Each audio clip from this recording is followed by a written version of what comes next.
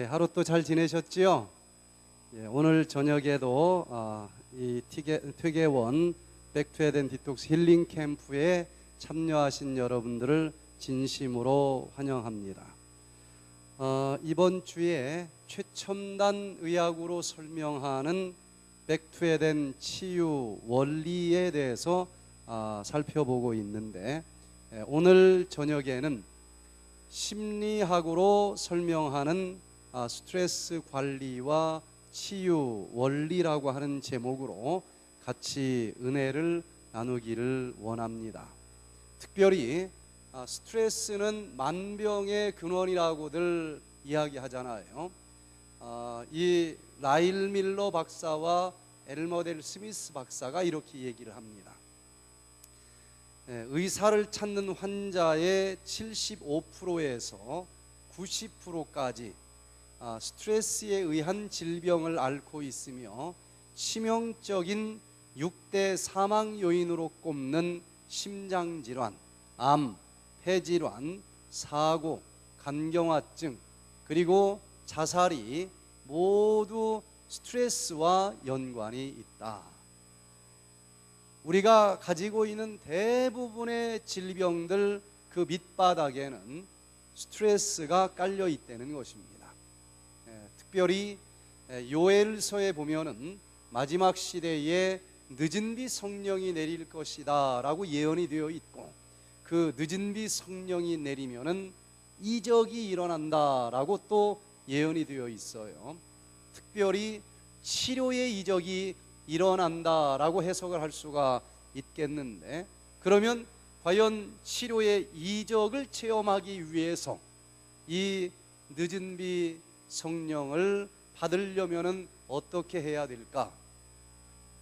요엘서에 보면은 그 거룩한 성령을 받기 위해서는 우리들의 몸과 마음의 그릇을 정결하게 씻어야 된다라는 것을 알게 됩니다.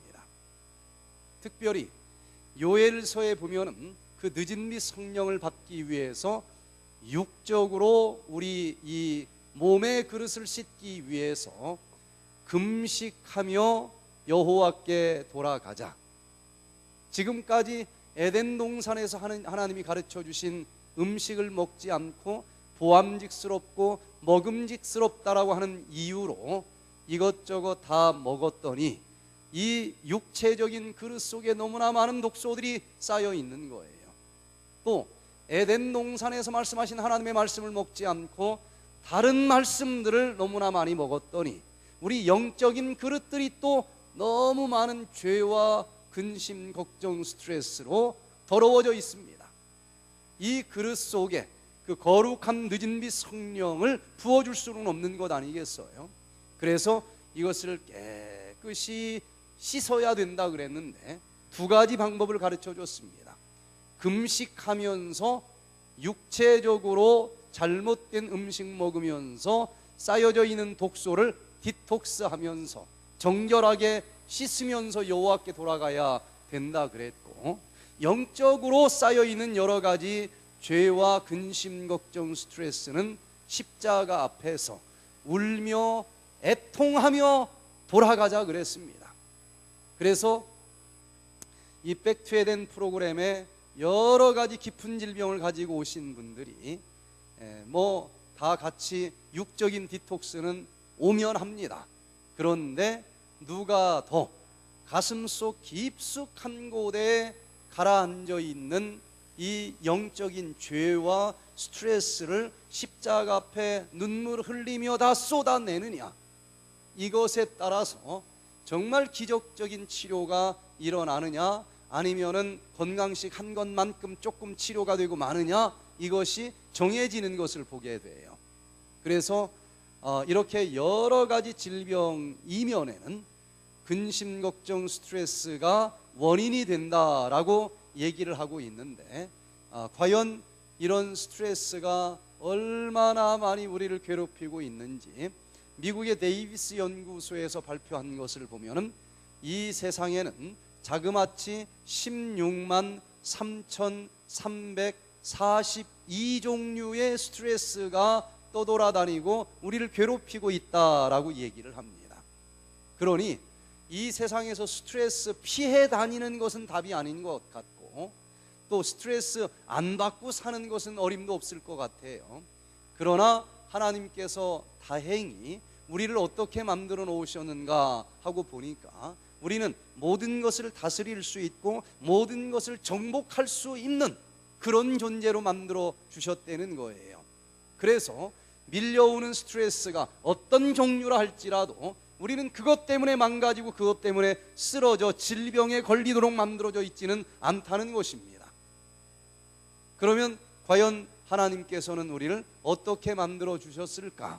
밀려오는 스트레스 때문에 내가 망가지는 것이 아니고 그 순간 내가 그것을 어떻게 받아들이느냐, 어떻게 해석을 하느냐에 따라서 이 스트레스가 나를 망가뜨릴지 안 망가뜨릴지가 결정된다는 거예요. 마태복음 7장 15절에 보면은 이렇게 기록이 되어 있습니다. 무엇이든지 밖에서 사람에게로 들어가는 것은 사람을 더럽게 하지 못하되, 무엇이든지 스트레스든지 무엇이든지 밖에서 내 안으로 들어오는 것이 사람을 더럽게 하고 망가뜨리고 질병에 걸리게 하는 것이 아니라는 것입니다. 사람 안에서 나오는 것이 사람을 더럽게 하는 것이니라. 그런 것들이 밀려올 때 내 마음 안에서 내가 어떤 마음을 가지고 이것을 받아들이느냐, 이것에 따라서 결국은 질병이 생길 수도 있고 안 생길 수도 있도록 만들어졌다는 거예요. 이런 하나님의 말씀이 이제 심리학자들에 의해서도 그 말이 맞다라고 증명되는 시대에 우리가 살아가고 있는데, 똑같은 스트레스가 우리 이 몸 안으로 들어온다 할지라도 그때 내 마음 안에서 어떤 마음가짐을 가지고 그 스트레스를 받아들이느냐에 따라서 우리 몸에서 나오는 이 여러 가지 단백질 부산물들의 종류가 달라진다는 연구 결과들을 보게 됩니다. 자, 똑같은 스트레스가 나에게 들어왔어요. 그런데 내 마음 속에서는 이것을 긍정적으로 받아들일 수도 있고 부정적으로 받아들일 수도 있을 거예요. 그런데 이 스트레스가 밀려왔을 때에 만약에 이것을 긍정적으로 해석을 하고 긍정적으로 받아들인다라고 하면 어떤 일이 벌어질까? 긍정적인 마음 속에 감싸여 있을 때에 스트레스가 내 마음 속에 들어오면 내 이 몸 속에 있는 단백질이 분해가 되기 시작을 하는데, POMC 단백질 분해 과정이 드디어 시작이 됩니다. 그런데 긍정적인 마음 속에 감싸여 있을 때는 이 전구 단백질이 분해되면서 여러 가지 작은 단백질들로 분해가 되어서 나오게 되는데, 그때 나오는 단백질 중에 하나, 우리가 잘 알고 있는 베타 엔돌핀이라고 하는 단백질 조각이 나온다는 것입니다. 이 베타 엔돌핀이 나오게 될 때에 우리는 이 모든 스트레스를 극복할 만큼 마음이 여유로워지고 기뻐지고, 그리고 그 스트레스를 다 해소하고도 남을 만큼 그런 넉넉한 마음을 갖도록 해준다는 것을 알게 됩니다. 그래서 이 베타 엔돌핀은 통증을 느끼지 못하게 만들어주기도 하고 여러 가지 밀려온 정신적인 스트레스를 극복할 수 있는 원동력이 되기도 한다는 것입니다. 그런데 똑같은 스트레스가 밀려왔는데도 내가 이것을 부정적으로 해석을 하고 부정적으로 이것을 받아들인다라고 하면은 똑같은 단백질 분해 과정인데도 불구하고 부정적인 마음에 감싸여 있기 때문에 그 단백질들이 분해되면서 여러 가지 조각들로 나오는데, 이제는 엔돌핀은 보이지 않는 거예요. 아드레날린 계통의 단백질 조각들이 나온다는 것입니다. 그러면 이 아드레날린이라고 하는 단백질 조각이 나올 때에 어떤 일들이 벌어질까? 이것은 이 세상에 존재하는 생명체의 몸속에서 나오는 독극물 중에서는 뱀의 독 다음으로 강력한 독소를 풍긴다라고 얘기를 합니다. 그리고 이 자체가 또 만병의 근원이 되는 활성산소를 발생을 시키면서 여러 가지 질병을 유발시킨다는 거예요. 자, 이렇게 전문가들이 이야기하는 것을 들었으니 우리는 스트레스가 밀려올 때에 긍정적으로 받아들여야 되겠습니까? 부정적으로 받아들여야 되겠습니까? 거기까지는 우리가 잘 알아요. 그런데 그게 내 맘대로 됩니까? 안 됩니까? 저쪽 골목에서 갑자기 강아지 한 마리가 튀어나왔어요. 백투에덴 세미나를 가봤더니 어떤 사건이 벌어져도 긍정적으로 반응을 보이는 게 좋대더라. 그래서 강아지가 탁 튀어나왔는데 긍정적으로 반응을 보이자 그게 맘대로 됩니까? 나도 모르는 사이에 머리가 그냥 쫙 빗으면서 깜짝 놀라는 부정적인 반응을 보여버리고 말아버리는 거예요. 그래서 이런 스트레스 세미나 아무리 들어봐도 별로 도움이 안 된다는 거예요. 그런데 모든 사람이 강아지가 튀어나올 때 머리가 쭈삣 쓰는 반응을 보이는 것은 또 아니라는 것입니다. 어떤 사람은 아이고 예쁜 강아지 그러면서 아주 긍정적으로 받아들이는 사람도 있을까요? 없을까요? 있어요. 그러나 분명한 것은 강아지가 튀어나오는 그 순간 내가 긍정적으로 반응을 보여야지 부정적으로 반응을 보일 거야 그렇게 결심한다고 해서 되는 것이 아니고 튀어나오자마자 나도 모르는 사이에 부정적으로 반응을 보이든 긍정적으로 반응을 보이든 그렇게 우리는 만들어져 있다는 거예요. 그러나 누가 긍정적으로 반응을 보이고 누가 부정적으로 반응을 보이는가 하고 보니까 되는 대로 나오는 것이 아니라 일정한 법칙하에 이런 일들이 순간적이지만 나온다는 거예요. 무슨 법칙일까? 그 강아지하고 연관된 그 사람의 과거의 경험이 강아지와 너무너무 긍정적이고 아름다운 경험이 입력된 사람은 오늘 갑자기 튀어나와도 나도 모르는 사이에 아이고 예쁜 강아지 하고 긍정적인 반응을 보이게 되어 있고, 저처럼 어렸을 때 강아지한테 뒷다리라도 한번 물린 부정적인 경험이 입력된 사람은 나도 모르는 사이에 머리가 쭈삣 쓰는 부정적인 반응을 보이게 되어 있다는 거예요. 지금 현재 내가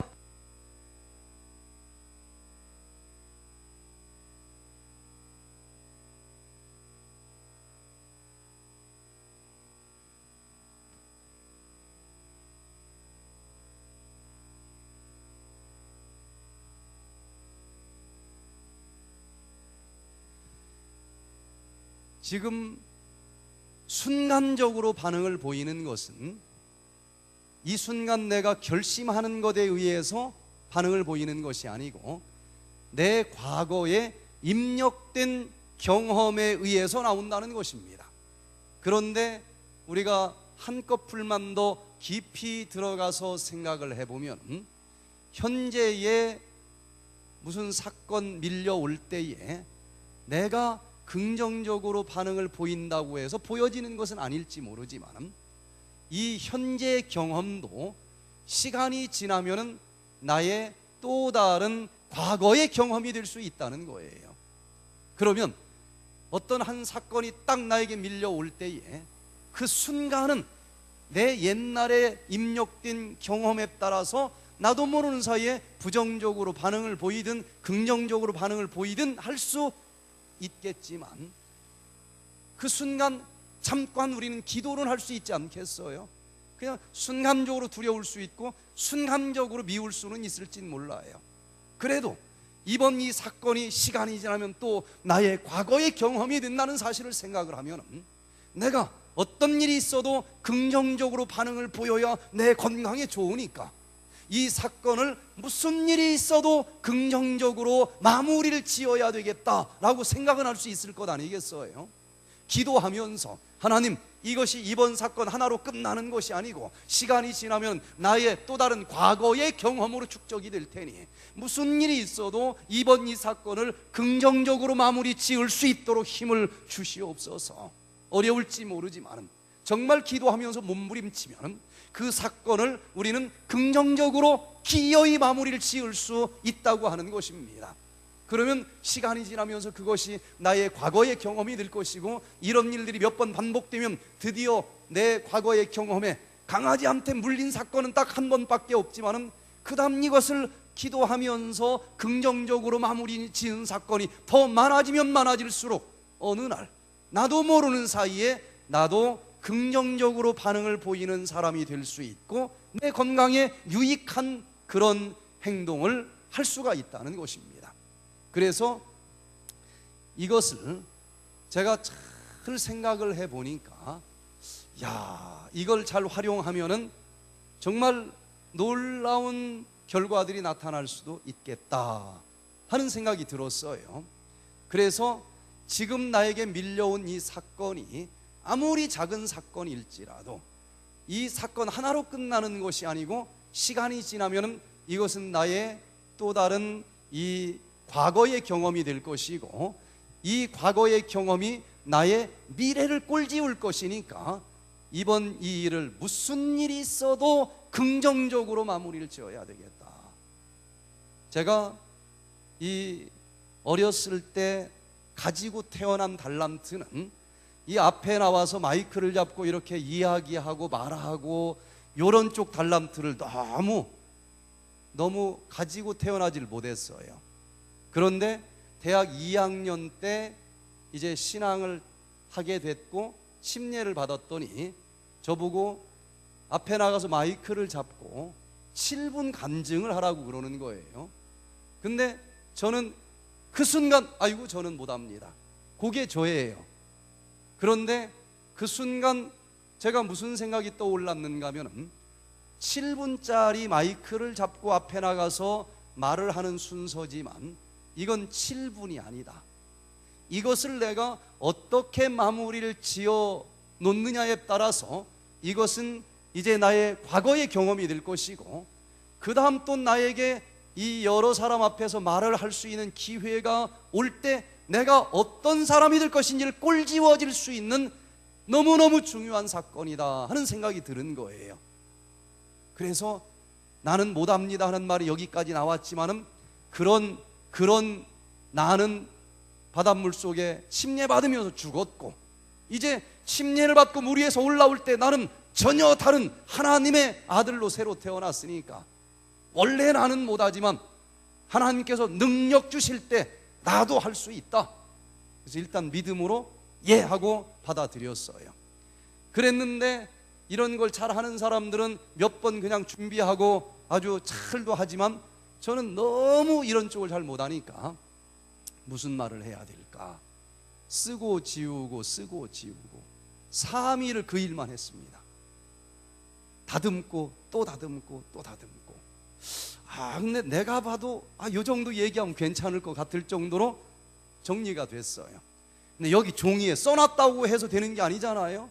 나가기만 하면 또 이게 긴장이 되는데, 저는 앞에 나가서 이렇게 말을 하면은 얼마나 긴장을 그때만 해도 하는지 이 아랫배가 끊어질 정도로 통증이 밀려와요. 그래서 아무리 잘 썼어도 떨려서 못할 것 같아요. 그래서 숲속으로 갔습니다. 숲속에 뭐가 있어요? 나무가 많이 있는데 저 나무들이 다 사람이다 생각하고 거기서 요 쓴 걸 소리 내면서 읽기 시작을 했습니다. 한 번 읽은 게 아니에요. 수백 번 읽었어요. 그랬더니 좀 될 것 같은 자신감이 조금 생겨요. 근데 갑자기 또 무슨 생각이 드는가 하면 산에서는 되는데 막상 여기 교회 앞에 나와서 얘기하면 또 떨려서 안 될 것 같아요. 그래서 이 교회 문을 열고 주중에 여기를 왔습니다. 도마동 교회여서 대전에. 그래서 아무도 없는데 의자마다 사람들이 다 앉아있다 생각하고 거기서 또 수백 번을 했습니다. 딱 그 하나만 가지고 일주일을 제가 보냈어요. 7분짜리를 위해서 일주일 동안 내내 그것만 했습니다. 드디어 이제 7분짜리 순서가 다가왔어요. 앞에 나와서 마이크를 탁 잡았는데 그 타고난 게 어디 가겠습니까? 갑자기 아무것도 안 보여요. 무슨 말을 해야 될지도 모르겠어요. 얼마나 긴장이 되는지 정신이 하나도 없어요. 그런데 정신은 하나도 없었는데 정말 수백 번 이 원고를 하고 또 하고 또 하고 또 했더니 저는 정신이 없었는데 하도 많이 해서 이 입은 준비한 대로 말이 나간 거예요. 그래 끝나고 7분 딱 끝나고 내려왔는데 배가 얼마나 아픈지 2시간을 제가 누워서 여기를 쓰다듬을 정도로 그렇게 긴장을 많이 했어요. 근데 이상한 것은 무슨 얘기 했는지 하나도 기억이 안 나는데 사람들이 은혜를 받았다는 거예요. 그러니까 나는 정신이 없었지만 준비한 대로 말이 나가긴 나간 거예요. 그래서 저는 그때부터 이건 나는 무슨 말 했는지 모르니까 이건 내가 한 게 아니다. 이건 성령께서 해주신 일이다. 이것이 앞에 나가서 마이크를 잡고 이야기하는 저의 첫 경험이었는데 시간이 지나니까 이제 나의 과거의 경험이 되고 이제 두 번째 또 기회가 왔을 때는 이번에도 내가 떨려서 무슨 말 하는지 아무것도 모를진 몰라도 최선을 다해서 준비하면 성령께서도 책임져 주실 것이다. 사람들이 또 은혜 받았다고 얘기할 거다. 지난번보다는 조금 더 자신감이 생기는 거예요. 저는 목회에 나와서도 몇 년 동안은 익숙한 곳에서는 좀 괜찮았지만은 새로운 곳에 가서 하기만 하면 끝나고 나서 배가 아팠어요. 그런데 어떤 자리이든지 이것이 이번 한 번으로 끝나는 일이 아니고 나의 모든 미래를 꼴지을 수 있는 시간이다.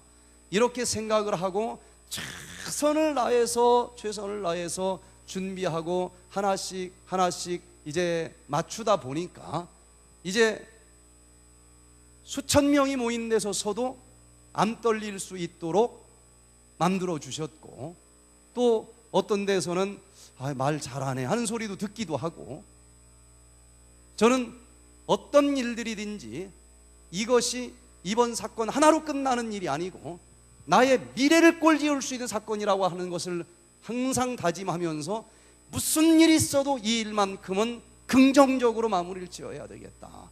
그렇게 일을 하려고 노력을 합니다.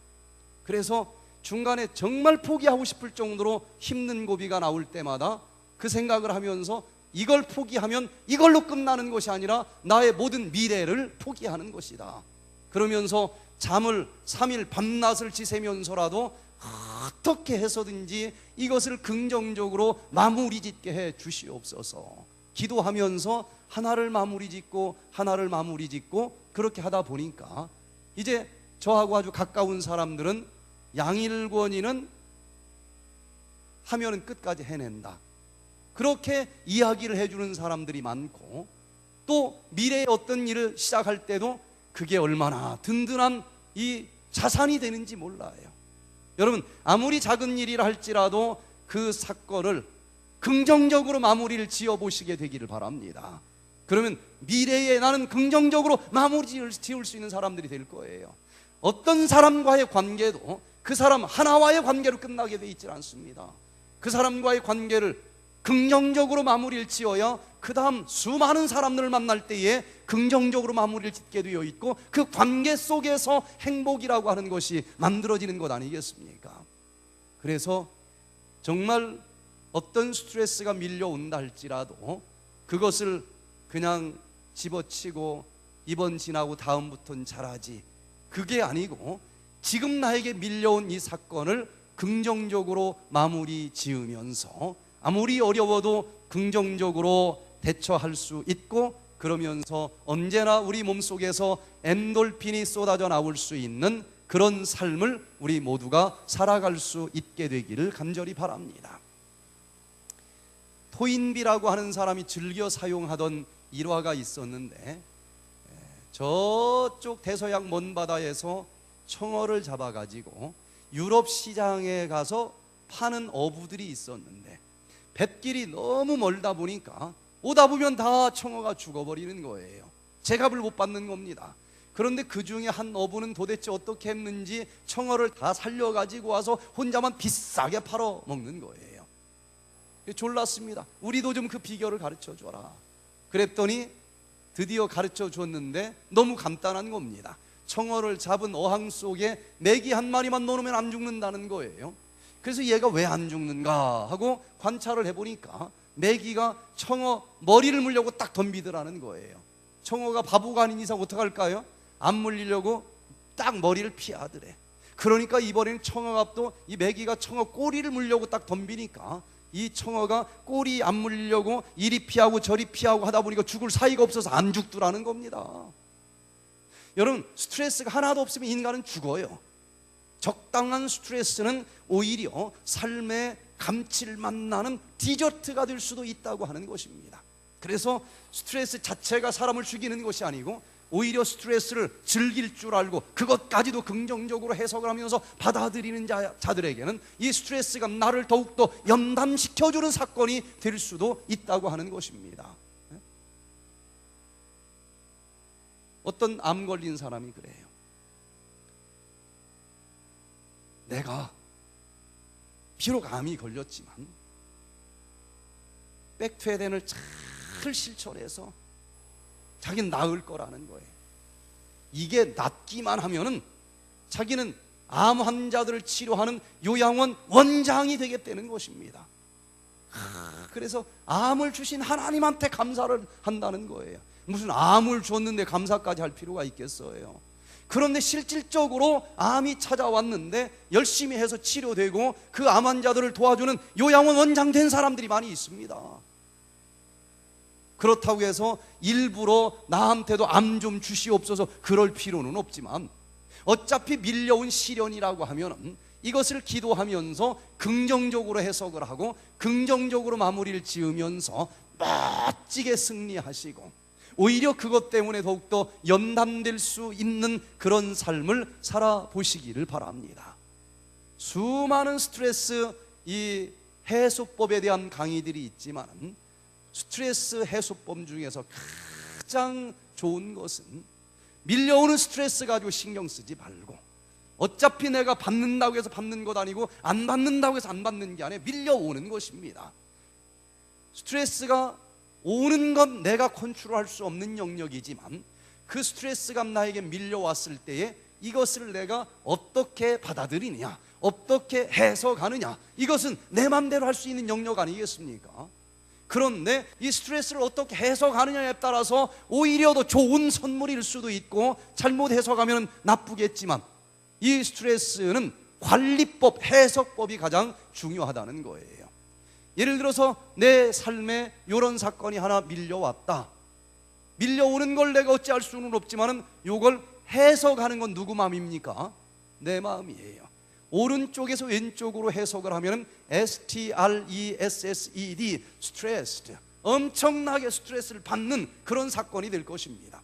그러나 똑같은 사건이 밀려왔어도 왼쪽에서 오른쪽으로 해석을 하면 DESSERTS, 디저트, 살아가면서 요 정도 스트레스도 안 받으면 무슨 재미로 사나, 이 정도야 인생의 감칠맛 나는 디저트지. 이렇게 해석을 하면은 오히려 즐기면서 살아갈 수도 있다고 하는 것입니다. 스트레스를 너무 많이 받으면 자살하고 싶을 정도로 힘들지만 이것도 거꾸로 해석을 하면 살자, 까짓 거 뭐 2번 사나 1번 살아보는 것이지. 그러니 밀려오는 스트레스 가지고 한숨 짓지 마시고 이것을 예수 그리스도와 함께 긍정적으로 해석하면서 한번 살아보시기를 바랍니다. 그때 오히려 이것이 삶의 감칠맛 나는 디저트가 될 수 있다고 하는 거예요. 저희 백투에덴 프로그램에 참여하신 많은 분들이 그냥 질병 걸린 게 아니에요.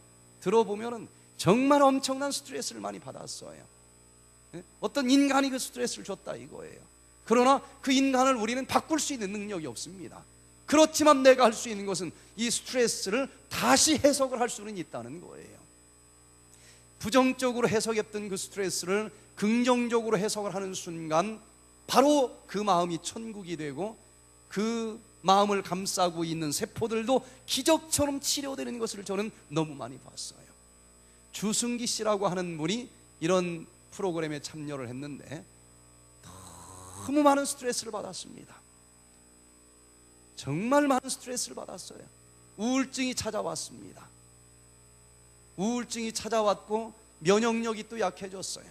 그래서 찬바람만 맞으면 여기가 무슨 알러지 같은 붉은 반점이 올라와요. 또 설거지 할 때도 찬물에다 손을 넣으면 여기에 뭔가 발진이 올라옵니다. 그래서 목장갑 끼고 고무장갑 끼고서 설거지를 해야 되는 그런 형편이에요. 또 치질이 심해서 화장실만 가면 빨간 피가 나와요. 그런 분이 이 프로그램에 왔는데 제일 뒷자리에 앉아서 머리를 그냥 푹 수그리고 들어요. 우울증이 너무 심합니다. 이 프로그램에 온 사람들을 가만히 살펴보면은 살 사람인지 죽을 사람인지 저도 이제 대충 알겠어요. 산책로를 쫙 올라가는데 그 산책로에 나뭇가지가 쫙 옆으로 일자로 하나 뻗쳐나온 게 있었는데 살 사람들은 거기를 지나갈 때 어떻게 하는가 하고 아니 결과적으로 나중에 산 사람 죽은 사람을 가지고 제가 살펴본 거예요. 근데 그 나무를 딱 보더니 야, 그 턱걸이하기 딱 좋게 생겼네. 그러면서 막 턱걸이 몇 번 하고 지나간 사람 나중에 보니까 살았어. 그런데 요 분이 어떻게 지나가는가 하고 관심 있게 좀 살펴봤더니 한참 몇 번 쳐다보더니 야, 그 참 넥타이로 목 매달아 주기 딱 좋게 생겼다. 이런 사람 죽는 거예요. 아, 이 젊은 사람이 너무 안타까워서 어떻게 좀 도와주고 싶은데 어떻게 하면 좋을까 하고 그 당시 여수병원에 있을 때였는데 여수병원 그 앞바다가 제일 잘 보이는 장소로 이분을 데리고 갔어요. 예전에 보니까 거기에 딱 서서 대부분의 참가자들은 야, 쳐다만 봐도 병이 다 낫겠다 이런 얘기를 대부분 하더라고요. 그래서 이분을 좀 도와준다고 제일 잘 보이는 데를 좀 데리고 갔어요. 그랬더니 이분이 그 바다를 쫙 쳐다보더니 야, 빠져 죽기 딱 좋게 생겼다. 이렇게 해석을 하면 죽는 거예요. 그런데 이 말씀 시간에 밀려오는 스트레스가 중요한 것이 아니고 이것을 해석하는 내 마음만 바꾸면은 바로 그 마음이 천국이 될 수 있다. 요 말씀이 어떻게 스며들어갔어요. 어느 날 산책을 하다가 갑자기 예수님이 자기를 껴안아주는 것 같은 임재감이 느껴졌다는 거예요. 그 자리에서 무릎을 꿇었습니다. 하나님, 내가 도대체 뭘 잘못했습니까? 내가 왜 이런 일을 당하면서 살아야 됩니까?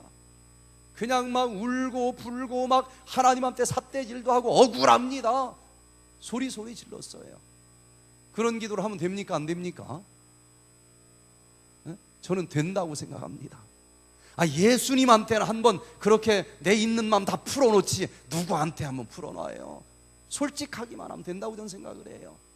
한 시간을 그냥 막 이 맺힌 것 다 풀어 막 내놨더니 사람한테 그렇게 하면 그 사람 도망가 버려요. 근데 예수님 끝까지 안 도망가고 가만히 있더래. 껴안아주면서 그래, 얼마나 힘드니? 내가 네 맘 안다. 그런데 그 모든 사람이 너한테 손가락질하고 조롱하고 멸시해도 내가 너를 이렇게 이해하고 너를 내가 이렇게 껴안아 주는데 그러면 좀 괜찮지 않겠니? 무릎 꿇고 한없이 울었대요. 한 2시간 그런 시간을 지내고서는 내려오는데 그까지 인간들한테 사랑 안 받아도 그 예수님이 자기를 그렇게 여전히 껴안아 주시는데 그 사랑 하나가 채워지고도 넘치더라는 겁니다. 그 한 번의 기도를 통해서 우울증이 100% 사라졌다는 거예요. 제일 앞자리에 오더라고요. 얼굴이 완전히 달라졌어요. 그리고 갑자기 할 일이 너무 많아졌어. 앞에서 노래 부르는 팀을 보더니 노래도 배우고 싶다고 나가서 따라서 부르고, 식당에 가면 또 요리도 배우고 싶다고 또 요리도 또 하고, 그렇게 일주일 지나니까 알러지도 싹 사라져 버렸어요. 15일 지나니까 5cm 정도 치질 덩어리가 삐져나왔다고 그랬는데 이분 표현대로 이게 녹아 없어졌는지 떨어져 나갔는지 모르지만 없어졌다는 것입니다. 중환자로 입원을 했는데 딱 한 달 만에 여수병원 식당 정식 직원으로 우리가 채용을 할 정도로 완벽하게 치료가 됐어요.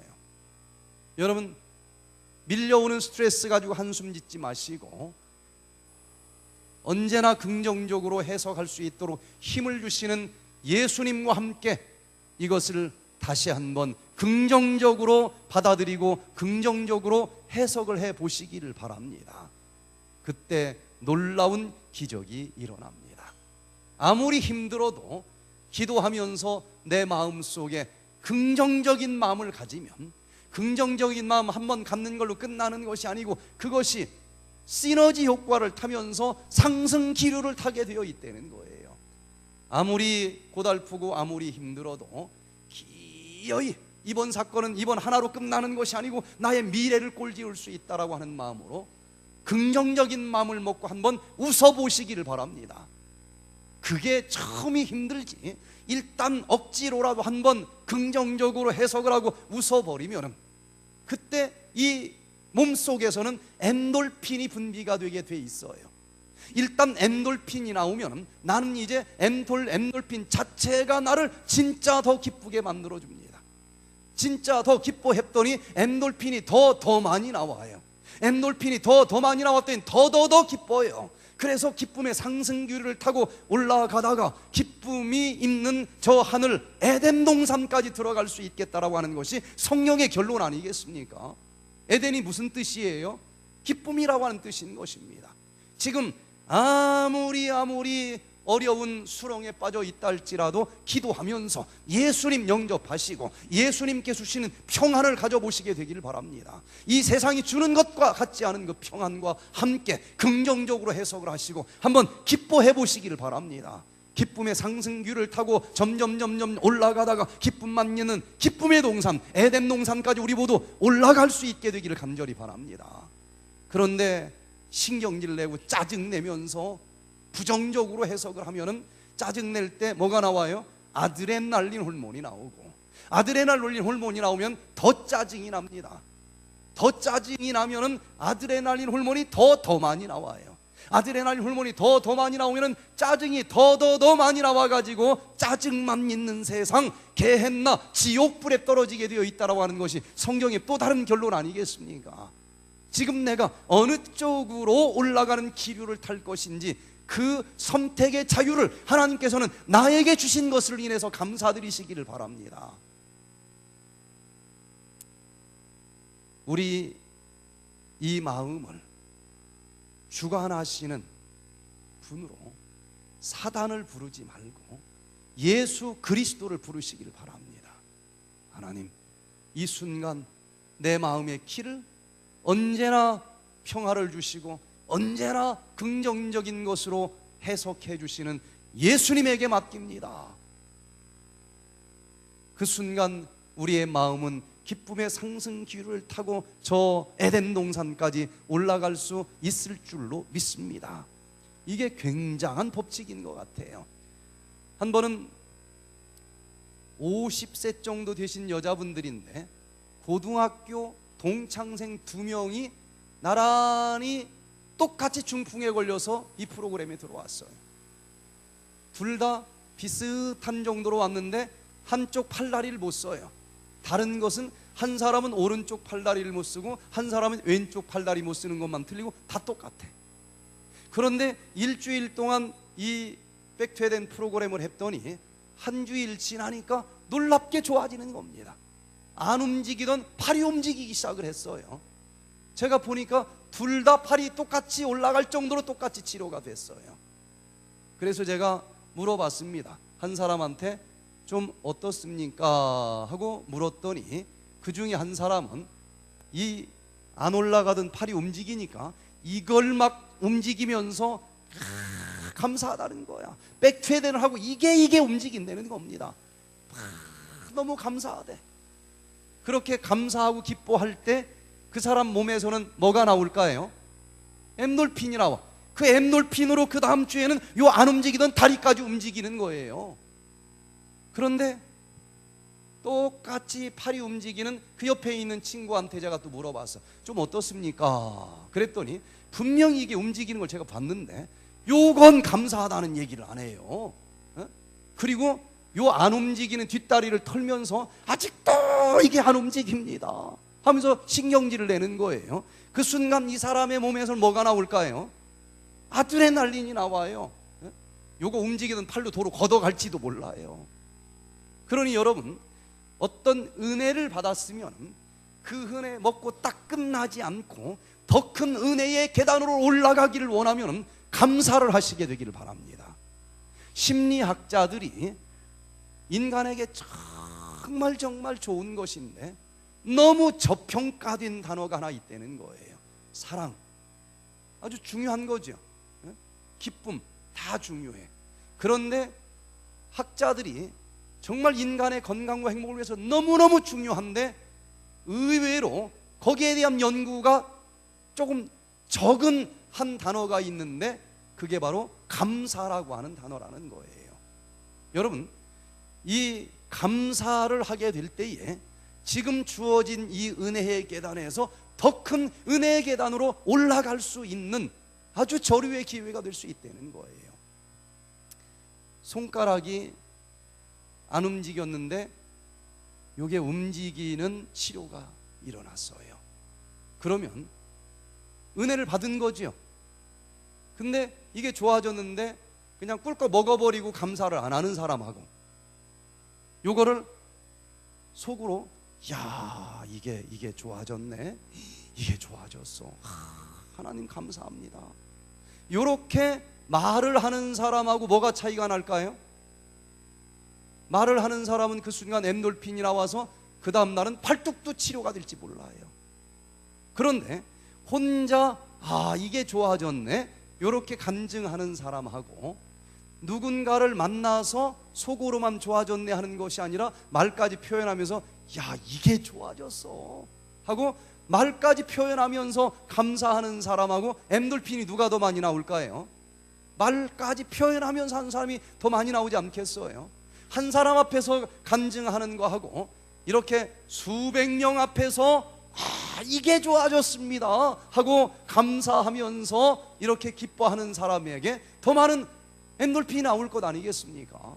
여러분, 요만큼만 좋아져도 더 크게 좋아지기를 원하면 간증을 하시기를 바랍니다. 감사를 하시기를 바랍니다.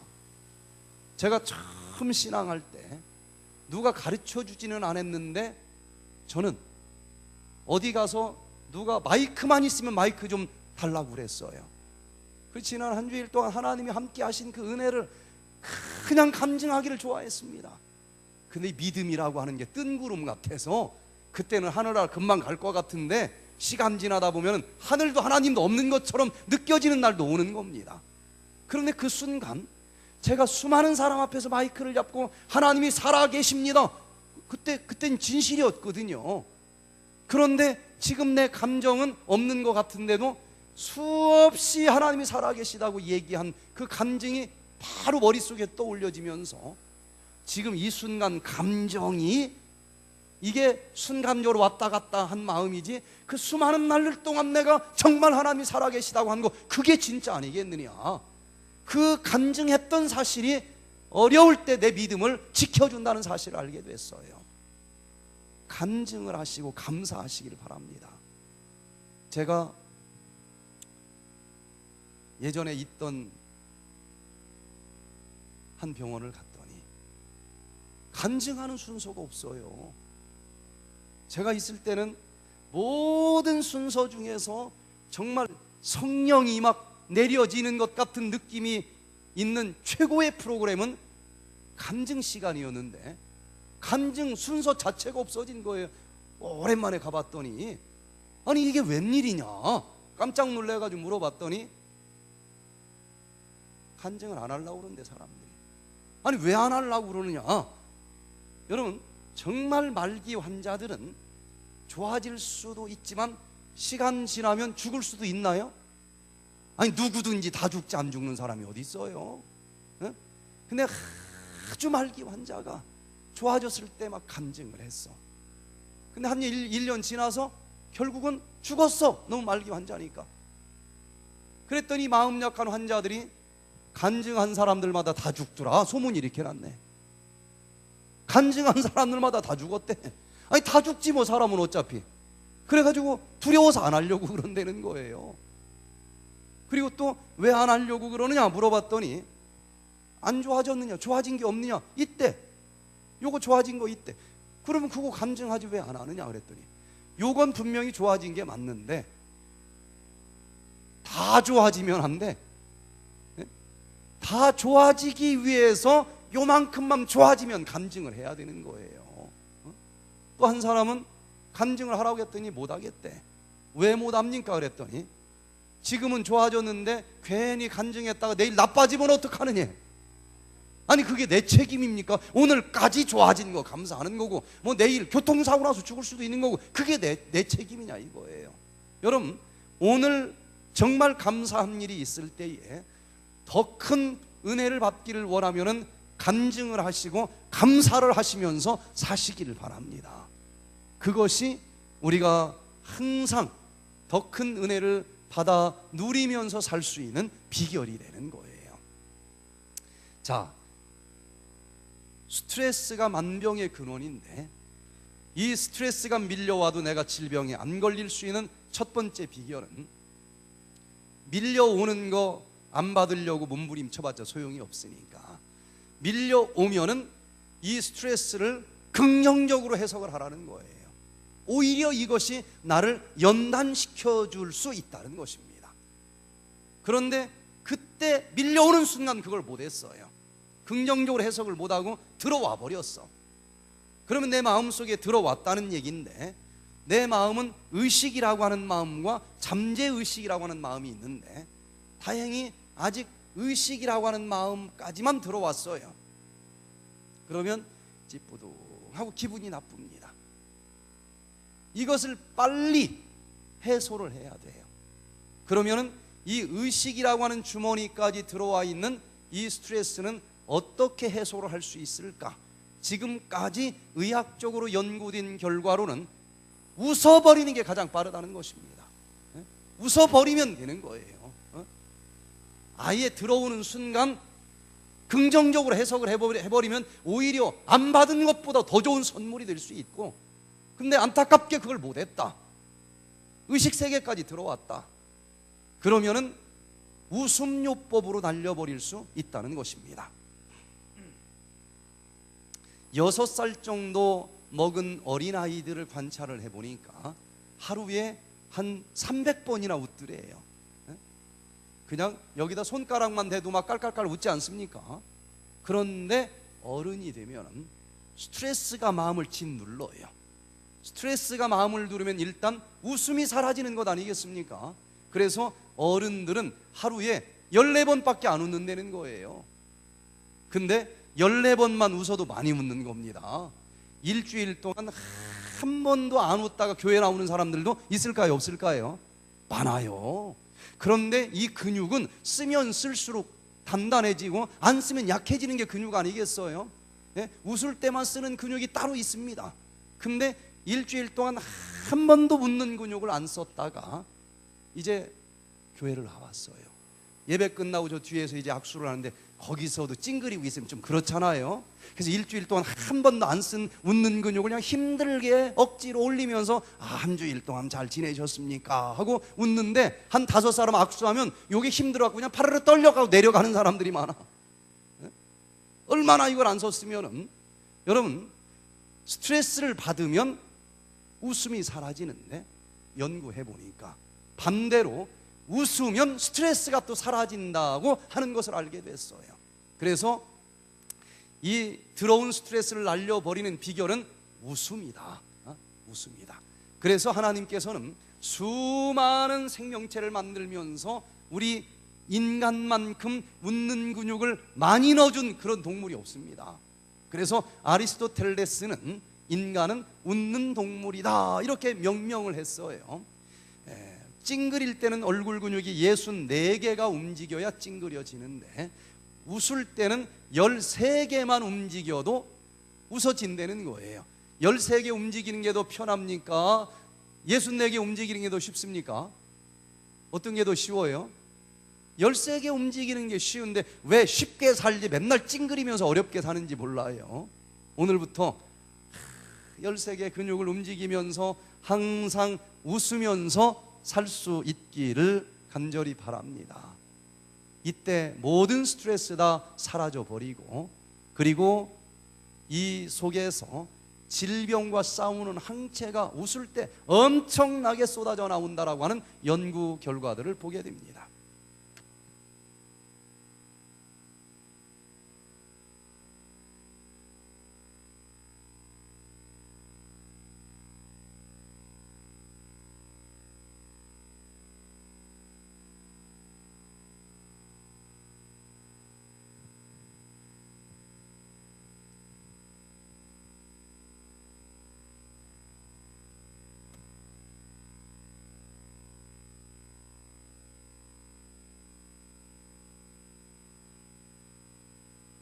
이쪽 마이크 좀 켜주세요. 스피커 음성, 컴퓨터 음성.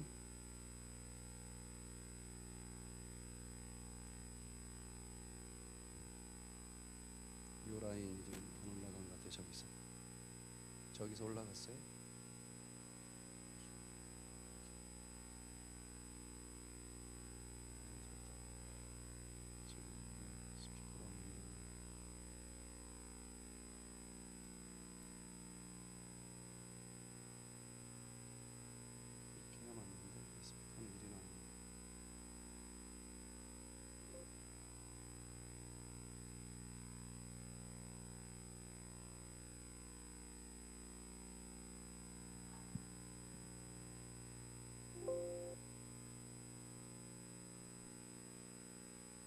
웃음으로 인해 활동성이 증가한 자연살상세포가 암세포를 더 많이 죽였다는 것이다.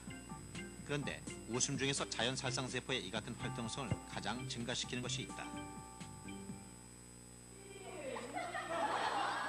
머스풀 랩터란 근육이 움직일 정도로 크게 그리고 유쾌하게 웃는 웃음을 말한다.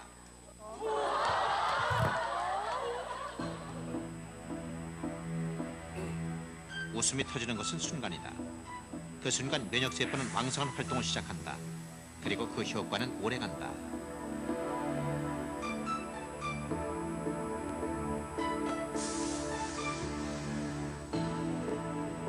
항체란 특정 병원체에 대항하는 면역체다. 당연히 웃고 난 후 항체가 가장 많이 만들어졌다. 하지만 12시간이 지난 후에도 크게 줄지 않았다.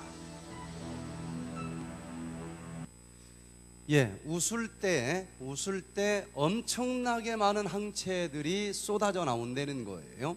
병원체와 싸우는 항체 한 번 쏟아져 나오면 12시간이 지나도 거의 그대로 남아있을 정도가 되기 때문에 질병이, 이 병원균이 득실거리는 이 세상 속에서 여전히 건강하게 살기를 원하면 마지막 예수님 재림 직전에 전 세상이 다 병원균으로 가득 차 있는 실제양이 쏟아진다 그랬는데, 거기서 살아남아 예수님 재림하시는 그날 영혼뿐만 아니라 몸까지 흠없이 보존되어 살아남기를 원하시면 이 예수님께서 항상 기뻐하라라고 명령해 주신 그 말씀대로 순종하면서 살아가시기를 바랍니다. 그리스도인은 다른 건 몰라도 무조건 기쁘게 살아야 될 의무가 있어요. 15초만 웃으면 이틀을 더 산다라고 연구 결과들은 얘기를 합니다. 젊은 사람들은 그까지 이틀 가지고 그러느냐고 그러는데, 할머니 대부분 그 이틀이 보통 이틀이 아닙니다. 숨이 깔딱깔딱 넘어가려고 그럴 때, 아이고 저 미국에 있는 그 막내 아들 얼굴 보고 죽어야 되는데, 이때 이틀은 보통 이틀이 아니니까 그때 서운해하지 마시고 아쉬워하지 마시고 지금 얼마만 웃어두면 돼요? 15초만 웃으면 됩니다. 근데 계속 웃으면 며칠을 더 살는지 아무도 모르니까 하여튼 웃으면서 사시기를 바랍니다. 1시간만 웃으면 인터페론 감마 호르몬이 200배 이상 분비되면서 면역력이 엄청나게 강화된다라고 이야기를 합니다. 자, 그래서 웃을 때는 엔돌핀이 나온다 그랬는데, 이 엔돌핀은 암 환자들이 마지막으로 맞는 마약성 진통제 몰핀보다도 200배 이상 더 강력한 진통 효과가 있다는 거예요. 그래서 웃다 보면은 마약을 끊는다는 게 그리 쉽지 않지 않습니까? 그냥 마약도 끊기가 힘든데 마약의 중독성에다가 그걸 맞으면 통증이 사라져. 요걸 끊는 데는 건 너무 어렵습니다. 암 환자들이 일단 몰핀이라고 하는 이 진통제를, 마약성 진통제를 맞았다, 그럼 끊기 어렵습니다. 그런데 이 백투에덴에 와서 웃다 보면은 폐암 말기 환자가 몰핀을 맞던 사람이 요걸 딱 끊어버리고도 통증이 사라지는 놀라운 일들이 일어나는 것을 봅니다. 웃음이 얼마나 엄청난 치료제가 되는지 몰라요. 그래서 우리가 항상 웃으면서 살아야 된다고 했으니까 웃어야 되겠는데, 웃을 일이 있어야 웃지요. 그래도 억지로라도 웃어보시기를 바랍니다. 패트릭 플라나간 박사님이 발표한 것을 보니까 억지로라도 웃으면 진짜 웃었을 때와 똑같이 엔돌핀은 나온다는 거예요. 힘들어도 억지로라도 한번 웃어버리면 엔돌핀이 나오고, 이제는 엔돌핀이 나를 진짜 기쁘게 만들어주도록 우리 몸을 만들어 놨다는 거예요. 그래서 아주 그냥 신나게 한번 웃으면 근심 걱정 다 사라지는데, 요즘 세상이 그렇게 크게 웃을 만한 장소가 별로 없어요. 막 웃으면 어떻게 됐냐고 그러고, 아파트에서도 옆 사람 또 문 녹화하고 들어올까 봐 겁나서 못 웃고. 그래서 저는 마음이 울적할 때는 차를 몰고 고속도로로 나갑니다. 신나게 한번 달리는 거예요. 그리고 거기서 그냥 마음껏 웃어. 지가 뭐 지나가다 쳐다봐봤자 1초밖에 더 보겠어요. 한 30분 그렇게만 웃으면 완전히 기분 전환이 됩니다. 한번 해보세요. 어떤 것보다도 빨라요. 웃을 때 엔돌핀이 나오면서 이 스트레스가 다 사라져 버리고, 이 놀라운 비밀들이 학문적으로도 너무 많이 밝혀졌기 때문에 전 세계적으로 웃음 클럽이 막 엄청나게 번져간다는 거예요. Nobody cracked a joke. They're laughing because they believe it's good therapy. Members of New Delhi's Laughing Club include industrialists, professors, traders, and doctors. 인도의 웃음 클럽은 아침 운동 모임이다. 그들은 웃음을 좋은 유산소 운동으로 여기고 있다.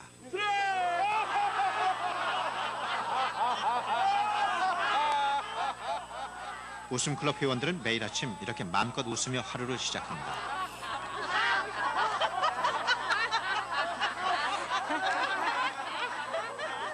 뭄바이에는 이런 웃음 클럽이 모두 47개나 된다. They have found out the laughter can help them in a various way to relieve a stress, tension, depression. Plus, we are doing a various exercise. So the bodily fitness with the exercise and laughter will give a enough fitness. Plus, everyone feel well-being. 예, 웃을 일이 있어서 웃는 것보다는 하나의 운동으로 생각하고 웃어보라는 거예요. 그러면은 이 스트레스가 싹 사라지고 또 항체가 생기고 면역력이 증가가 된다는 것입니다. 이 제1교포이신 정옥진 씨가 아주 지독한 좌골신경통 환자로 이 프로그램에 참여를 했어요. 얼마나 심하게 아픈지 남편이 휴가를 내가지고 같이 와줘야 될 정도로 통증이 심합니다. 허리가 그냥 90도로 구부러져 버렸어요. 아파가지고. 그런데 누군가가 집에 잠자는 방에 수맥이 흐르면 아프다더라 라는 말을 하는 거예요. 그 말을 들었더니 잠을 자는데 여기가 아프니까 여기가 수맥이 흐르는 것 같은 느낌이 들더래요. 그래서 벽에를 들고 여기 수맥이 흘러서 그러나 하고 저쪽 윗목으로 굴러가서 또 잡았대. 거기서도 아프니까 여기도 수맥이 흐르는가 보다. 그래서 건너방으로 갔어. 건너방 여기저기 옮겨봐도 또 통증이 있으니까 이 방에 다 수맥이 흐르는가 보다. 그래서 심지어 싱크대 밑에까지 들어가 봤다는 거예요. 너무너무 아파. 양방 한방 물리치료 다 다니는데도 안 낫는 거예요. 그래서 90도로 허리가 구부러져 가지고 거의 막 겨다니다시피 할 정도로 왔는데, 이분이 이 프로그램에 와서 놀라운 사실을 하나 발견을 합니다. 첫날 강의를 듣는데 말씀이 너무 좋아서 이게 딱 감동이 밀려올 때마다 아멘 하면서 이 강의를 들었는데 1시간 반을 통증을 느끼지 못하고 그냥 지나버렸어요. 그래서 이분은 아하, 아멘 할 때 엔돌핀이 나오는 거구나 하고 자기 몸으로 그걸 알았다는 거예요. 그래서 이제 그 다음 시간부터는 아멘을 한 번이라도 더 해야 되지 않겠습니까? 이 통증이 안 느껴지려면은. 그래서 이분이 정신을 바짝 차리고 이제 아멘 할 기회만 찾는 거예요. 아멘도 박자를 잘 맞춰야 돼요. 이게 박자 못 맞추면 이상해집니다. 그래서 때를 놓치지 않고 아멘을 하려고 기다리다가 아멘 아멘 하는데 통증이 없어지는 거예요. 그리고 또 웃음이 좋다고 해서 웃었더니 그때도 통증이 없어지는 거예요. 이 사람은 자기 몸으로 엔돌핀이 언제 나오는지를 실험을 하는 거예요. 또 노래 부를 때도 통증이 줄어든다는 것을 알게 됐어요. 아멘 하고 노래 부르고 박수 치고 뭐 웃고 이렇게 한 5일을 지냈더니 그 지긋지긋한 통증이 싹 사라졌다는 거예요. 허리가 일자로 쫙 펴졌어요. 남편이 그 모습을 보고 나와서, 하나님을 전혀 믿지 않는 분인데, 내가 꼴초인데 담배를 끊겠습니다. 이건 하나님이 아니면 이런 일이 일어날 수 없습니다. 하나님이 분명히 살아계십니다. 나 이런 하나님 믿겠습니다. 나 침례 좀 주십시오. 두 부부가 침례를 받았습니다. 여러분, 어차피 짧은 한평생 사는데 웃으면서 사시기를 바랍니다. 이 나이가 들면 한 번 한 얘기를 또 하고 또 하고 자녀들한테 그렇게 하는 경향이 있죠. 이런 걸 잔소리라고 그럽니다. 근데 엄마 입장에서는 한 얘기를 또 할 때는 중요하니까 또 그렇게 할 거 아니겠어요? 근데 하나님께서도 잔소리를 했다는 사실 아십니까? 얼마나 중요하면 하나님이 잔소리까지 했겠어요. 자, 무엇을 가지고 잔소리 했는가 하고 빌립보서 4장 4절 한번 읽어봅니다. 자, 우리 같이 읽겠습니다. 시작. 주 안에서 항상 기뻐하라. 내가 다시 말하노니 기뻐하라. 이게 잔소리 아닙니까? 한 얘기 또 하고 또 하고 그러잖아요, 하나님이. 근데 이게 얼마나 중요하면 하나님이 잔소리를 다 했겠어요. 그러니 여러분, 다른 건 몰라도 항상 기뻐하면서 사시기를 바랍니다. 이건 하나님의 명령입니다. 항상 기뻐하면서 살다 보면은 이 스트레스 들어와도 그냥 다 나가버리니까 예수님 오실 때까지 온 영과 혼과 몸이 그냥 흠없이 건강하게 살다가 아멘 주 예수 어서 오시옵소서, 이런 살아남을 자들이 될 수 있을 것입니다. 살아남는 자들이 되기 위한 최고의 무기 중에 하나, 웃음을 빼놓을 수가 없는 거예요. 그런데 안타깝게도 스트레스가 딱 내 마음으로 들어오려고 하는 순간 긍정적으로 받아버리면 이게 오히려 복이 되는데 그것도 놓쳤어. 의식세계까지 들어왔는데 그때 웃어버렸으면 끝났을 텐데 그것도 놓쳤어. 그러면 시간이 지나면서 이 의식세계까지 들어온 스트레스는 더 깊은 잠재의식 속에까지 가라앉아 버려요. 이제 심각해집니다. 의식세계까지 들어온 스트레스는 뿌연 안개처럼 스트레스 호르몬이 막 나오면서 기분을 찌뿌둥하게 만들어주는데, 의식세계까지 들어온 스트레스는 내가 알아요, 왜 기분 나쁜지. 저 사람이 나한테 뭐라고 한 게 나는 소화됐다고 생각했는데 저게 소화가 안 돼서 이렇게 기분이 나쁘구나. 기분 나쁜 이유를 알아. 의식세계까지 왔을 때는 의식이 돼. 그런데 이 시기를 놓치지 못하면 가라앉아요. 그런데 이 잠재의식은 의식세계보다 훨씬 더 큽니다. 그런데 여기 딱 가라앉으면 이 뿌연 스트레스가 응어리가 돼서 덩어리가 만들어져요. 그러면 뒤늦게 웃어봤자 안 나갑니다. 잠재 의식 속에 들어가 응어리진 이 스트레스는 절대 웃음으로는 나가지 않아요. 그래서 24시간 맨날 웃고 사는 코미디언이 우울증으로 자살한 사람도 있지 않습니까? 웃었는데 왜 이 스트레스가 안 나가가지고 죽었느냐? 절대로 안 나간다니까요. 그런데 이 잠재 의식 속에 들어가 응어리진 스트레스를 신경계를 짓누르면 암을 비롯해서 정말 심각한 질병들이 만들어진다는 거예요. 그러면 이것저것 때 다 놓쳐서 잠재 의식 속에까지 스며들어간 이 응어리는 어떻게 풀어야 되느냐? 이거는 웃음으로는 안 되고 눈물로 녹여내는 길 외에는 없다라고 연구 결과가 나옵니다. 그래서 잠재 의식 주머니에 들어가서 응어리진 이 스트레스 덩어리는 눈물로 녹여서 내보는 길밖에 없어요. 그래서 최고의 치료제는 눈물이다, 이렇게 심리학자들이 발표를 합니다. 사람들은 울음을 웃음과는 정반대의 현상이라고 생각한다. 그러나 울음도 잘 포장된 또 하나의 신의 선물이다. 눈물은 여러 가지 배설 행위 가운데 오랫동안 그 정확한 이유가 밝혀지지 않은 행위다. 그러나 전문가들은 감정적인 눈물이 정신적 충격을 없애준다는데 한결같이 동의하고 있다. 과연 눈물이 어떻게 그런 일을 할 수 있을까? 슬픈 영화를 보면서 흘린 감정이 섞인 눈물, 그리고 양파를 까면서 흘린 눈물, 둘 사이에는 과연 어떤 차이가 있을까? 영화에서 나온 눈물과 양파에서 나온 그 눈물에는 현격한 차이가 있었습니다.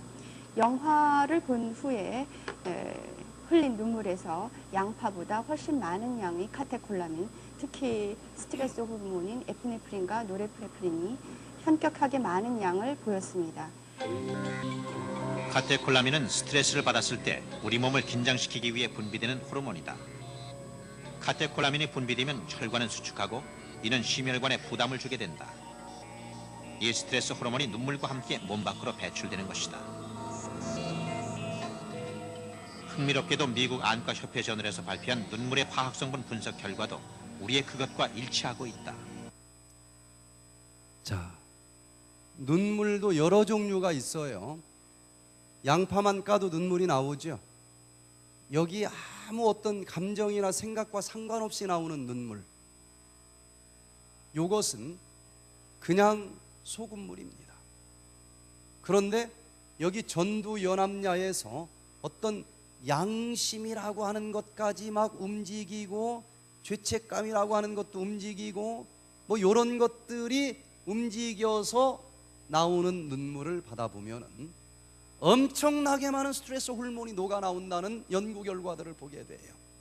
그래서 실컷 한번 울어버렸더니 가슴이 후련해지는 경험을 해보신 적 있지 않습니까? 그 눈물과 함께 스트레스 호르몬이 다 빠져나가서 그래요. 그래서 스트레스가 너무너무 여기 많이 차오르면 꼭지가 막 돌기 직전까지 막 가는 경우도 있지 않습니까? 요때 빨리 이걸 압을 빼줘야만 살 수 있어요. 압력밥솥에다가 물을 넣고 끓여보면은 압력이 높아지죠. 이게 계속 높아지면 터져요. 옛날 압력밥솥 막 터진 사건이 얼마나 많았습니까? 그런데 터지려고 할 때 위에 있는 꽃다리를 딱 쳐주면은 어떻게 돼요? 지지지지지지 하면서 압이 빠지지 않습니까? 우리 뇌도 똑같다는 거예요. 스트레스가 막 차고 차오르는데도 요걸 내버려두면 꼭지가 돌아버려 정신분열증 환자가 되기도 합니다. 저희 설악산에 여러 명 와요. 공부 잘했어, 대학에서 멀쩡해. 근데 스트레스 하나 정도는 다 견딥니다. 여기서 스트레스, 집에서 스트레스, 애인이 또 고무신 거꾸로 신어, 이게 막 몇 가지가 겹치면 한계가 있는 거예요. 그때 뭘 딱 빼줬으면 됐는데 이걸 못 빼줬어. 돌아버립니다. 한 번 돌아가면 쉽지 않아요. 요것을 딱 압을 빼주는 비결이 뭐냐? 사람 이 압력밥솥에서는 그게 눈물이다. 그게 눈물이다라고 연구 결과가 나와요. 자, 한번 보세요. 그러니까 울고 싶은 기분이 들자 흥분됐던 뇌파와 맥박은 눈물이 흐르는 순간 다시 안정되는데, 만약 이렇게 울고 싶을 때 울지 않으면 스트레스가 쌓이게 된다는 것입니다. 자, 스트레스를 너무 받으면 막 여기 진짜 터질 것 같은 느낌이 들지 않습니까? 이게 막 압이 막 높아진 거예요. 돌아버린다니까 진짜. 그런데 그때 눈물을 흘리면 찌지지지지지 하고 압력밥솥에 이 압력이 빠지듯이 쫙 빠진다는 거예요. 리셋 버튼 누른 것과 같다는 것입니다. 그걸 하지 않으면은 여기서 돌아버려요. 무슨 일이 생깁니다. 그래서 정말 힘들 때, 스트레스를 많이 받았을 때 울어버리시기를 바랍니다. 그런데 이 우리나라 사람들은 교육을 잘못 받았어요. 이 유교가 도대체 뭔지, 사내 자식은 눈물을 보이면 안 된다나, 사람은 뭐 사내 자식은 사람 아닙니까? 넘어졌을 때 울게 해야 된다는 거예요. 울어야 넘어졌을 때 받은 스트레스가 다 빠져나간다는 겁니다. 눈물로. 그래야 아이가 건강하게 자라는데 울면 안 된대. 그냥 집어삼키래. 이게 어디로 안 가? 속으로 들어가서 만병의 근원이 되는 거예요. 그래서 이 스트레스를 눈물로 뽑아내줘야 되는데, 예전에 여기 들어가서 응어리진 이 스트레스 덩어리가 불면증을 일으키고 우울증을 일으키고 암을 일으켜요. 그래서 정말 디톡스 가지고도 안 낫는 사람들이 많습니다. 지금도 설악산에 아주 심각한 사람들이 많이 있어요. 오면 디톡스는 다 하는데 다 낫느냐? 안 나서요, 그것만 가지고는. 그래서 제가 계속 얘기하는 것은 육적인 디톡스만 가지고는 안 된다. 영적인 디톡스를 해야 된다. 태어나서 지금까지 쫙 뒤돌아보면서 여기 와서 설거지도 안 해, 밥도 안 해, 해주는 맘 먹어. 세상에 할 게 뭐밖에 없어요? 기도밖에 할 거 없지 않느냐. 이렇게 좋은 시간에 일평생을 한번 좀 뒤돌아봐라. 잠재의식 속에 들어간 응어리는 왜 기분이 나쁜지도 나도 몰라요. 그래서 문제입니다. 분명히 뭔가 마음이 무겁고 힘든데 내가 왜 이런지 몰라. 의식세계까지 이미 들어갔으면 나도 몰라요. 그러나 이것 때문에 불치병들이 지금 자리를 잡았어요. 이거를 빼내는 자들마다 기적처럼 치료가 되는 것을 저는 너무나 많이 봤기 때문에 십자가와 함께하는 10단계 울음요법을 좀 한번 해봐라. 이거는 이론으로 끝나는 게 아니에요. 제가 이 백투에덴에서 정말 다양한 치료를 하는데, 그 중에서 정말 최고의 치료 방법이라고 하는 것이 있다고 하면 울음요법이라고 저는 생각을 합니다. 정말 어떤 것으로도 치료 안 되는 불치병이라 할지라도 십자가와 함께하는 울음요법을 체험한 사람들은 기적처럼 일어나는 걸 저는 봤어요.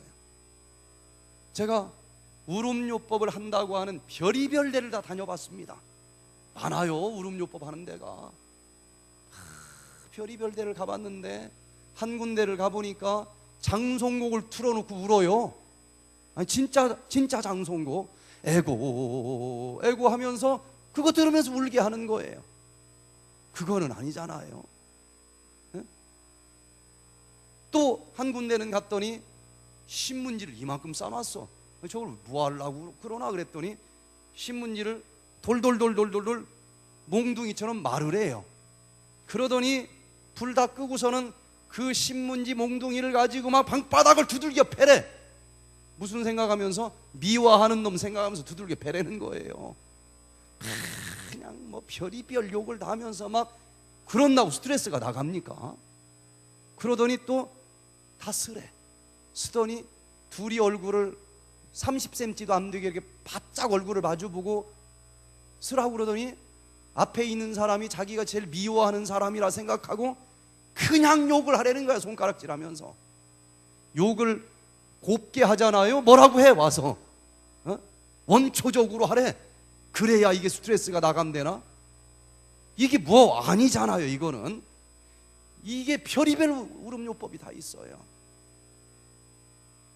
최고의 울음요법은 성경에서 가르쳐 주신 울음요법이라고 저는 생각을 합니다. 십자가를 바라보면서 정말 내가 잘못한 것, 내가 잘못했는데도 시간이 너무 많이 흘러서 잠재의식 속에 들어가 응어리져 있고 나도 몰라. 이걸 끄집어 내버려야 되는데 나도 몰라. 뭐가 잘못됐는지. 그러나 다행히도 성령께서는 모든 것을 기억나게 해주신다 얘기했어요. 성령께서는 내가 연약해서 무엇을 빌지도 알지 못하는 그때에 말할 수 없는 탄식으로 나를 대신해서 기도해 주신다 약속을 하셨습니다. 하나님, 내가 일평생 살아오면서 지은 모든 죄를 다 회개하기 원합니다. 그런데 내가 무슨 죄를 졌는지도 잊어버린 정말 완악한 자입니다. 모든 죄를 깨닫게 하시고 기억나게 하시고 회개하게 해주신다는 성령님께 부탁하오매 내가 지금까지 살면서 지은 모든 죄들을 이번에 끄집어내 주시기를 기도합니다. 십자가 앞에 내려놓고 용서를 빌기를 원합니다.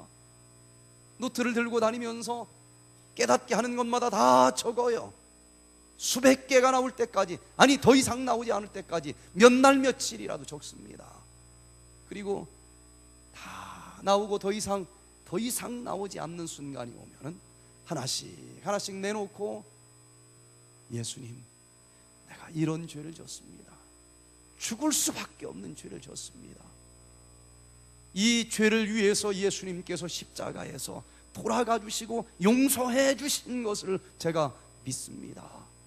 하나, 둘, 400개, 500개 넘어가다 보면 성령께서 임하시면서 내가 지은 이 죄 때문에 예수님께서 얼마나 많은 고통을 십자가에서 겪으셨는지가 온몸으로 느껴지는 순간이 와요. 나도 모르게 눈물이 쏟아져 나옵니다. 이 눈물은 지금까지 울어본 눈물과는 달라요.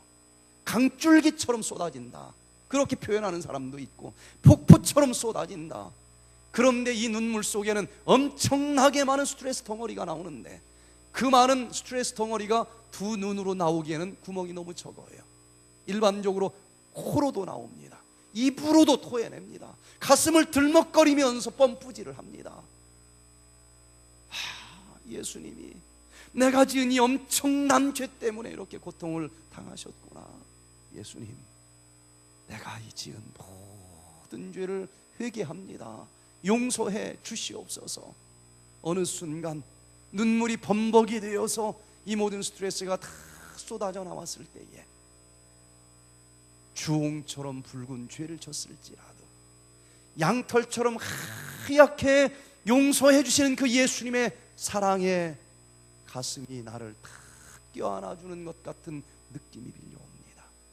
모든 죄를 다 용서받고 나서 보면 죽을 수밖에 없는 죄를 졌는데도 이 죄 때문에 예수님이 십자가에서 돌아가시면서 이 모든 죄를 용서해 준 그 사랑을 받고 나서 보면 나에게 죄를 지은 어떤 사람이라도 용서를 못 해줄 이유가 없다는 게 느껴지면서 드디어 미워하는 사람도 다 용서가 되고 내 마음에 막힌 모든 담이 풀어지면서 그 영적으로 육적으로 비어진 그릇 속에 하늘에서 충만한 성령의 은혜가 임하면서 기적처럼 치료가 일어나는 것을 보게 됩니다. 마지막 늦은 비 성령을 받는 자들이 야곱의 환난을 살아서 통과할 것이요 살아남는 자들이 될 것인데 그 거룩한 성령이 여기 더러운 그릇 속에 부어질 수는 없는 것 아니겠습니까? 모든 일평생의 죄를 영적으로 육적으로 더러운 것을 다 이 디톡스를 통해서 씻어버리고 그 빈 그릇 속에 마지막 시대에 약속하신 거룩한 늦은 비 성령이 부어지기를 기도하시고 그 성령이 부어지면 기적이라는 단어 외에는 설명할 수 없는 엄청난 결과들이 이 몸에서 나타나게 되어 있다고 하는 것입니다. 저는 이 마지막 치료의 기별은 무엇을 먹어서 오는 게 아니고 이렇게 모든 것을 다 비우고 청소한 다음에 약속하신 그 늦은 빛 성령이 임하게 될 때에 기적처럼 치료하는 운동이 마지막 시대에 전개될 것이라고 저는 믿습니다. 이번 한 주일 동안 정말 내 자신을 뒤돌아보면서 영적으로 내가 잘못한 모든 것 내놓고 십자가의 은혜로 깨끗하게 씻어버리시기를 바랍니다. 그리고 주님의 은혜로 기적처럼 치료될 수 있는 우리 모두가 되시기를 간절히 바라면서 오늘 말씀을 마치겠습니다.